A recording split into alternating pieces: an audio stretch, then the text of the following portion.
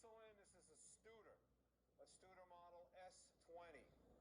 It's currently wired for 220 volts, 3-phase, and a couple of things about it. The work distance here between centers is approximately 25 and a half inches. The center height is just about 4 inches or 100 millimeters, which gives you just about 8 inches of swing, about 7 inches or 7.9, something like that. You've got a tailstock with a fine adjustment for small amounts of taper. Larger amounts of taper you could adjust with the swivel table. Now the swivel table can swivel 15 degrees in one direction and 30 in the other, so that's quite a bit of swivel. Also the headstock can be swiveled or rotated to 90 degrees or anywhere in between. This is a live and dead spindle on here, so you can grind between two centers or put a chuck in there or a faceplate. So this is a Morse taper number 4, and in the tailstock you have a Morse taper number 2.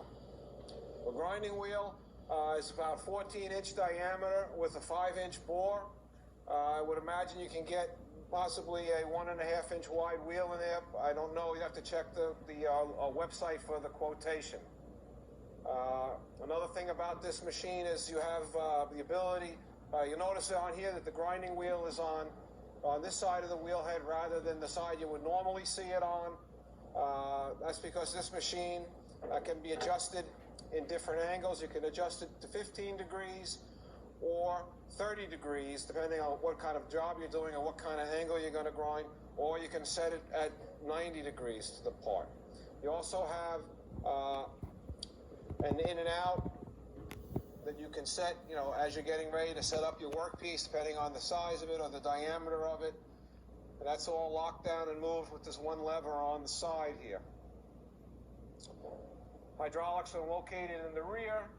Electrics are located on the side. So I'm going to go ahead and start this up. Looking at this control box here, this is your beginning. Over here you want to turn on your hydraulics. The next switch would turn on our spindle, our grinding wheel. And the following mode would be the coolant. You also have different modes: plunge grinding, oscillating grinding while you're plunging straight in, traverse grinding with incremental feed on the left side and the right side, traverse grinding with incremental feed on the left side or only on the right side. You have the ability to bring your slide in and out for doing setups in the manual mode. You can also start the workhead. It's variable speed. You can speed that up or slow it down. Your table you can have going manually. Now these are all manual operations right now. We're not doing a cycle. Table speed, adjust it here, slow it down, speed it up. We also have a dwell, reversal time, a tarry or dwell. We've got the amount of spark out at the end of the cycle. We're going to get to 0, and rather than going back right away, we're going to wait a certain amount of time. You can put up to 99 seconds or 99 strokes, depending on if you're plunge grinding or traverse grinding. Up here is for using your in-process gauge, a setup mode, a running mode, or just working off the spark out timer that's in the machine. Again, this would work with this here in this position. You're doing spark out with this timer. Otherwise, the other 2 settings are for like a Marquos in-process gauge, which the grinder does not have on it. These final knobs over here, these are your feed rates. Top one is your feed rate for this Studer Sensitron. If you're doing production grinding or want to speed up your grinding cycle, you have your rapid approach. We have right here. After the rapid approach, it will actually go into this Sensitron speed, which is slower than your rapid but faster than your coarse grind. It's designed so you can come right up and touch the workpiece, and the grinding wheel will pick up that vibration instantly. It's kind of like an airbag. It's that quick. immediately switching the machine over to coarse grinding feed, and then into your fine feed, and then your spark out.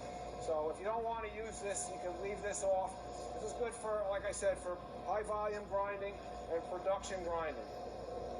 All right, so we're going to turn the table off. Send the wheel slide back. So the first thing we're going to do is a plunge grind.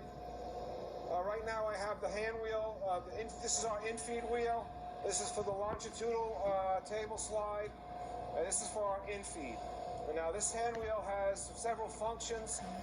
Besides just moving in the slide, it also has a couple of dials on it that you set. One of the dials is going to be for the amount of stock removal that you're going to take off your workpiece. And when it grinds, it's going to back up to that same spot each time. The other dial in the center is the point where your coarse feed changes over to the fine feed. So it's a changeover point. Over here you have a clutch. When we're working with this machine in automatic mode or grinding mode, this is tightened counterclockwise to engage the clutch in there. If you were going to do a hand setting up the machine, bringing the slide in by hand, then you would loosen this. At the end of the grinding cycle, if your part is too big or too small, you make a fine adjustment with this fine adjustment knob. All right, so we're going to see what happens now. We're going to put it in automatic. Bottom row here is your manual, the hand. This is automatic. This one will tell me whether or not I want to use the table or not. Since I'm not going to be using the table, I'm going to shut it off. We're going to do a plunge grind. We're going to hit this button. We're going to wrap it forward. We're going to start our workhead. We're going to start feeding here. We're going to feed down to a point that I've set for our fine feed to begin, which is right there. So the last couple of tenths or so, we're grinding at a slow feed. Now it's gone to the dead stop. It's doing the 4 seconds I have programmed here. And then it backs up, right back to where we started from, about 12,000 stock removal. Again, we'll do another cycle, which is right here. If for any reason you want to stop the cycle, automatically you can go back with this red button. Again, we start the cycle. If for whatever reason I want to stop in mid-cycle, I can do that and then continue again by pressing the cycle start button. And we'll come down to 0. First going into the fine feed, last couple of tenths, and then time's up and it backs up. All right, that's great. Now you want to do a traverse grind. So we'll flip this over to the traverse. We'll feed on both sides of the part. I want to make sure I turn my table on. And again, we're going to press the cycle start button. Now you're going to see that we have the table moving here. Each time the table moves, we're going to increment in the amount that I have set. So this is going to go back and forth just like this until we get down to 0. Now, if you didn't want to feed on both sides, you have a setting for that. Either side you want to feed on, you can put this selector switch to. Most people generally feed on both sides. So this machine has been pretty well serviced here.